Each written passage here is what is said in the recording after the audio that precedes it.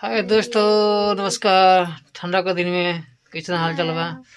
हमारे से ठंडा बर्दाश्त नहीं हो रहा है, देख रहे हैं। ठंडा बर्दाश्त कर ले रही है। साड़ी किसी पे पल्लू डाल के है और ठंडा में टाइम बिता लेती है। लेडीज लोग घर का सारा काम भी कर लेती है, क्योंकि लेकिन हम लोग के हमको बहुत सारा काम रहता है दोस्तों, इसीलिए और अभी मैं काम करके ही आके बैठी हूँ। काम करते करते सब का आदत पड़ गया है। हम लोग आराम करते करते आदत पड़ गया है।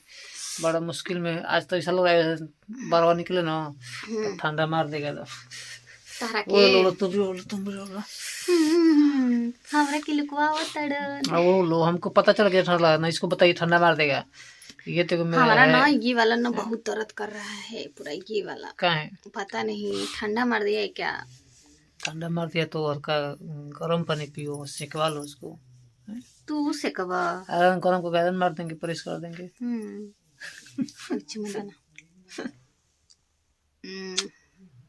अब हमार आयरन मार के प्रेस कर देंगे, सेकैया कर देंगे, सही हो जाएगा ना।